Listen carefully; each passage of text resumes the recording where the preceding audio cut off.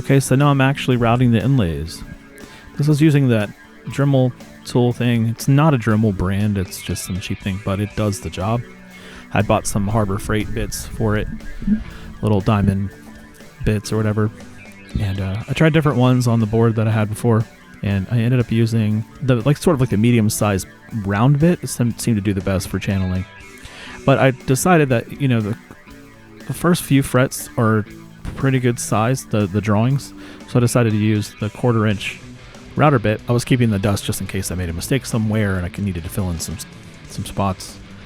But like I said, I ended up fixing that mistake, that happy accident where I made a boo-boo. I was able to turn that into a piece of tree branch up on the 3rd fret, and then I just continued off the board in a couple other places so it didn't look out of place.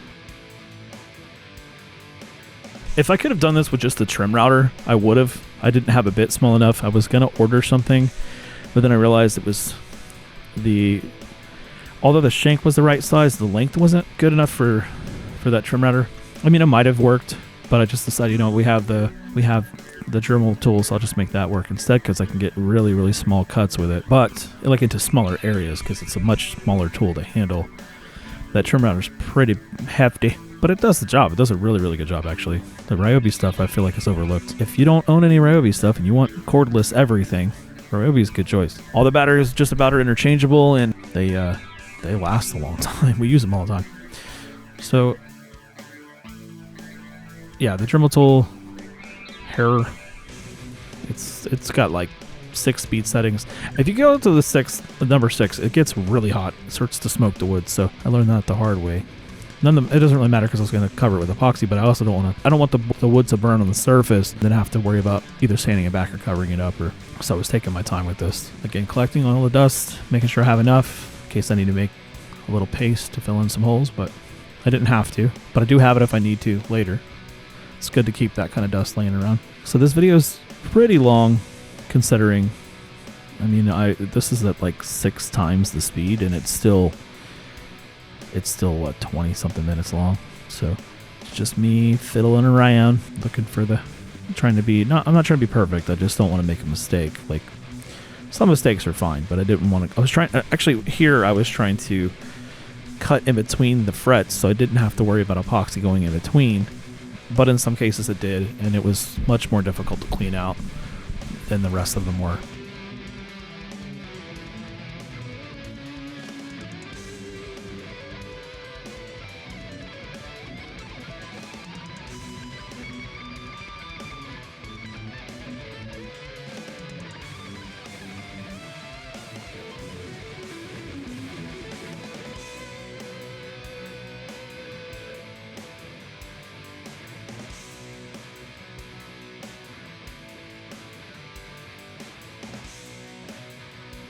Trying different bits and stuff here as well.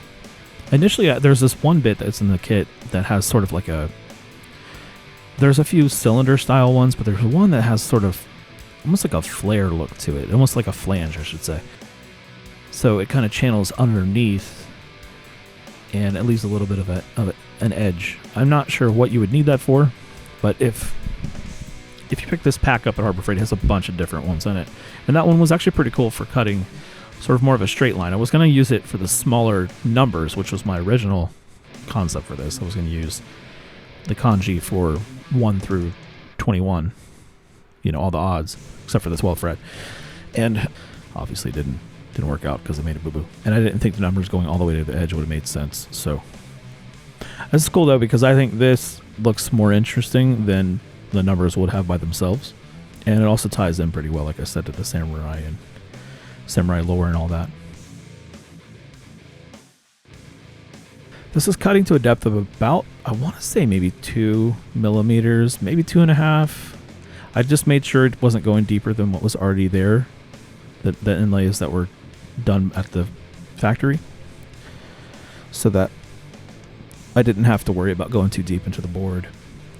And also, epoxy is really, really hard stuff. Like it's rock solid when it gets into the wood. And so, because I spilt some on one of the workbenches we have and I had to chisel it off, and it was when it gets seated in the wood, it ain't coming out unless you. It's basically a wood glue. It's gonna break. I often move back and forth. I was doing the flowers first to make sure they looked okay, and then I went back in to do the branches. It can be a little bit more forgiving in terms of making mistakes because, you know, tree branches aren't perfect. They scatter about more naturally, you know, from the wind and genetics and things. It's not perfect. Nor did I try to be perfect with the flowers. I was trying to make them look like more like a picture rather than perfect inlays, because I just thought that made more sense. It looks more organic, more natural.